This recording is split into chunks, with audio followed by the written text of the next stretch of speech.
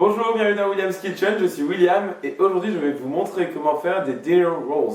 Alors ce sont des petits pains un petit peu briochés américains qui sont utilisés tout le temps, vraiment vous en retrouvez au supermarché, ils en mangent à tous les repas, c'est vraiment quelque chose de très typique et de très américain, donc ces petits pains briochés super bons. Vous pouvez les utiliser en tant que tels, donc en tant que pain, mais vous pouvez aussi les fourrer avec tout n'importe quoi. Je vous montrerai peut-être dans une autre vidéo comment le faire justement. En tout cas, on s'attaque aujourd'hui à la partie de base de ces petits pains briochés. Vous allez voir, ça va être super facile. Alors pour nos dinner rolls, nous aurons besoin pour commencer d'un paquet de levure boulangère instantanée, donc c'est de la levure sèche. Ici j'ai 420 g de farine spéciale pain, 110 ml d'eau, 110 ml de lait, un gros œuf, 2 cuillères à soupe d'huile d'olive et 2 cuillères à soupe de sucre. J'aurai besoin aussi d'une pincée de sel et d'un petit peu de poivre pour assaisonner notre pâte à pain.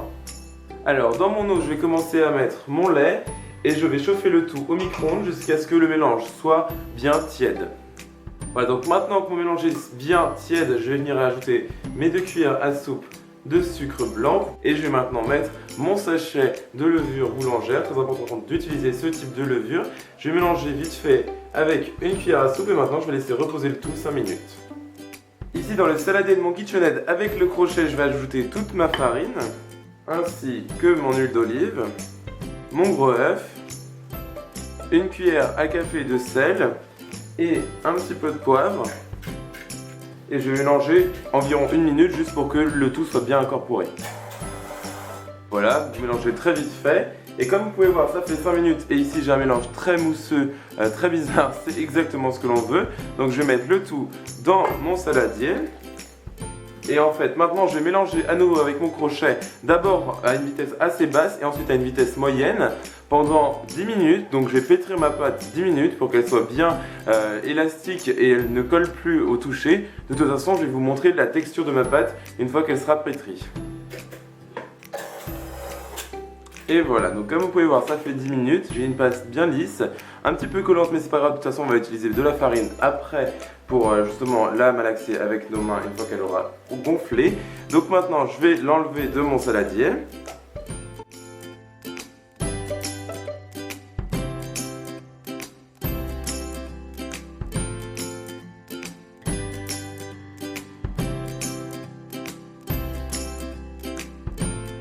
Alors ma pâte a bien reposé pendant 2 heures environ dans une pièce chaude, donc environ 23 degrés. Vous pouvez voir qu'elle est magnifique, elle a bien doublé en volume, voire plus. Donc maintenant je vais fariner mon plan de travail et étaler ma pâte sur mon plan de travail. Et donc maintenant je vais la fariner un peu et je vais la travailler avec mes mains pour l'aplatir un petit peu comme ceci.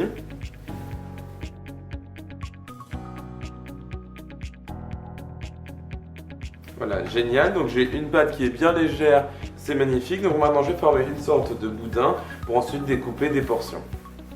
Voilà, donc j'ai ici mon boudin, c'est parfait. Donc maintenant avec un couteau, je vais d'abord le découper en deux.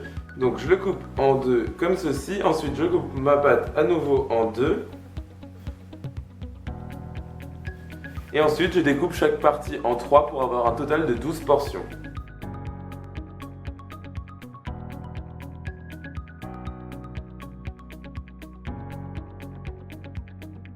Voilà, donc maintenant que mes 12 morceaux de pâte sont prêts, on va pouvoir passer au moule. Et pour cela, j'utilise un moule rectangulaire de 30 x 20 cm.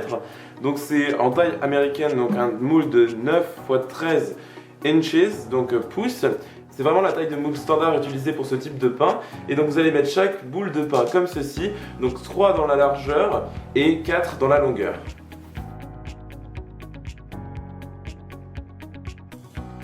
Et voilà, donc c'est génial, mon moule rectangulaire est bien rempli, donc maintenant je vais recouvrir le tout avec un linge ou par exemple du film alimentaire. Et vous allez laisser reposer à nouveau vos pains pendant environ 45 minutes à 1 heure dans une pièce assez chaude. Et ensuite on va enfin pouvoir les cuire. Alors mes rolls ont bien reposé à température ambiante, donc c'est parfait, ils ont bien gonflé, ils vont gonfler encore au four. Ici dans ce verre j'ai un œuf que j'ai mélangé avec un petit peu d'eau et avec un pinceau je vais venir mettre ce mélange sur le dessus de mes buns très doucement pour pas les abîmer.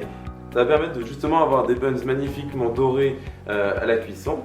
Voilà, donc c'est très bien. Maintenant, je vais faire cuire mes rolls dans mon four préchauffé à 190 degrés Celsius pendant une vingtaine de minutes ou jusqu'à ce qu'ils aient l'air cuits. Et voilà, donc mes dinner rolls ont bien cuit comme vous pouvez voir pendant environ 20 minutes dans mon four à 190 degrés Celsius et ils sont bien dorés, c'est magnifique. Ils sont bien cuits, c'est génial. Donc maintenant la touche finale c'est tout simplement d'utiliser un petit peu de beurre fondu et un pinceau et de venir brosser un petit peu de beurre sur nos rolls. Ça va les rendre brillants, ça va être magnifique et leur donner un goût très sympathique.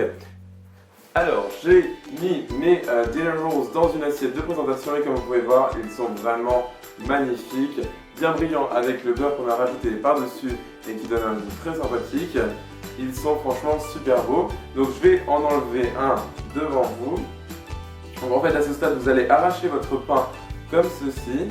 Vous allez le détacher des autres et là vous pouvez voir que c'est absolument magnifique. Voici le dessous du pain, voici les bords, c'est super brioché.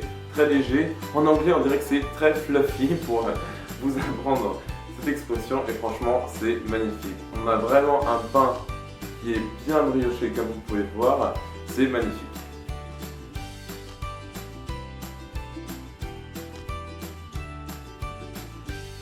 C'est super bon. Comme vous avez pu voir, c'était super simple à faire. Ça prend juste un petit peu de temps avec les temps de pause puisque c'est une pâte à pain donc elle a besoin de reposer un petit peu. Mais c'est super beau, facile à faire. Pour un dîner thème américain, c'est vraiment typique, donc n'hésitez pas à faire cette recette. Dites-moi si jamais vous avez envie que je vous montre comment faire des buns avec cette recette de pain. Je compte le faire de toute façon dans cette chaîne YouTube. Donc proposez-moi des saveurs par exemple.